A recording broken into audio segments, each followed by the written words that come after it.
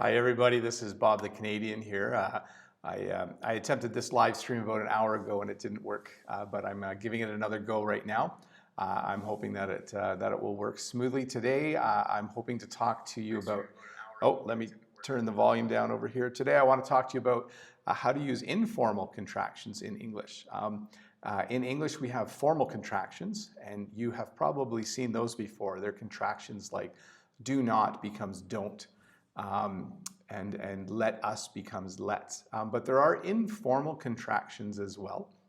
And those are contractions that we use in spoken English, but we don't actually write them down.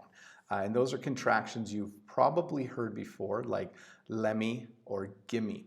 So today we're going to look at just a couple of different, actually couple is an understatement. We're going to look at 25 different informal contractions in English.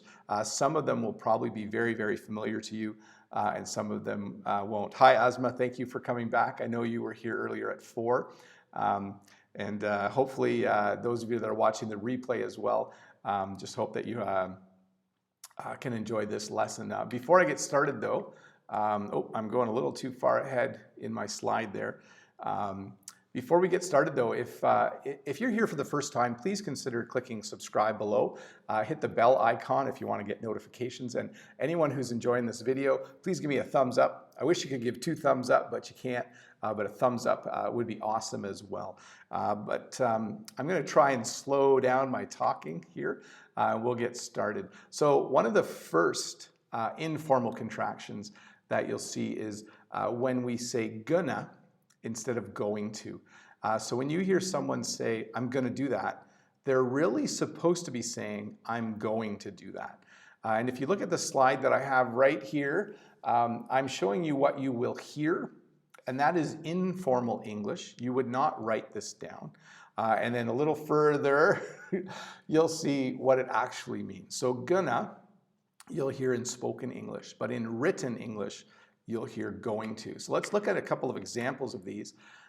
So I wrote say and write because the sentence where like I'm gonna go home tomorrow is something that you would hear someone say in English, but it's not something you would write down. So if you're taking any of your TOEFL or IELTS tests, don't use gonna in the written portion of your test. Make sure you would write, I am going to go home now. Another example would be, you might say, I'm gonna eat my lunch.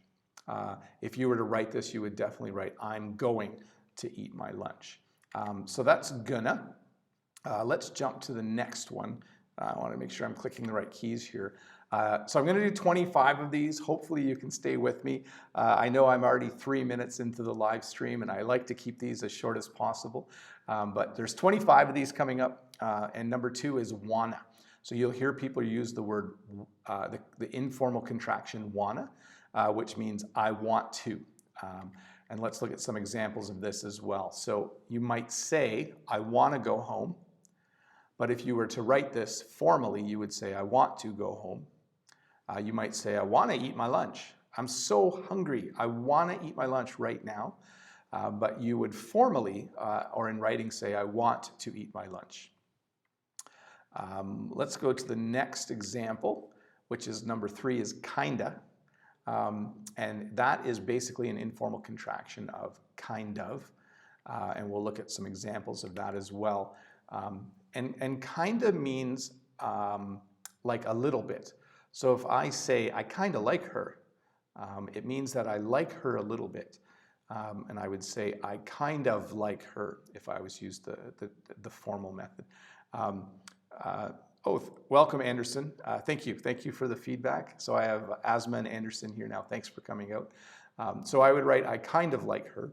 I would say, he kind of likes movies. So he likes movies a little bit. He kind of likes movies. But if I were to write that down, I would write, he kind of likes movies. Our next one, number 4, is sorta. And sorta means a little bit. If you were to use French, you would say comme ci, comme ça. So sorta means sort of. We have the word of after it. And when we use sorta, we have a few examples here. So we sorta read it. Sometimes in my class, my students are supposed to read something. And when I ask them if they read it, they say, we sort of read it. That means they didn't really read it. They kind of read it. They sort of read it. They read little pieces here and there. So we sort of read it. And you might say of some people, they were sort of happy. How were your parents when you visited them? They were sort of happy. It means they were somewhat happy, but not all the time. So they were sort of happy, and then in writing you would write they were sort of happy. Our next one is Whatcha, and you've probably heard this one a lot. Whatcha is an informal contraction of what are you? So you'll hear things like, I don't know if you've ever watched the television show Cops. It's a show from a long time ago, but they would say, what you gonna do?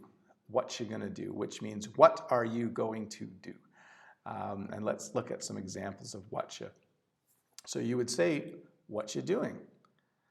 And you would actually, even with doing, you would shorten it. You would probably say, what you doing? What you doing? Which is an informal contraction of the sentence, what are you doing? And you may also ask what someone is going to do in the future by saying, what you gonna do? What you gonna do? It sounds really squished together. What are you going to do becomes what you gonna do. What you gonna do tomorrow? What you gonna do if your mom doesn't make you a lunch? What you gonna do? So what are you going to do? What are you is contracted down to whatcha. Our next one, I think we're on number 6, is Alotta, which is an informal contraction of a lot of.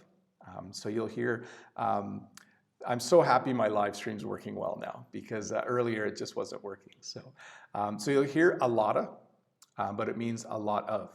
And I'll use an example here. A little earlier, I had a lot of problems. I had a lot of problems trying to get the live stream working, which would be I had a lot of problems. So I had many problems. And we'll look at some examples of that as well. So we would say he has a lot of money, but we would write he has a lot of money. We might say I went to a party and there were a lot of people. There were a lot of people. There were a lot of people there, and I had a lot of problems.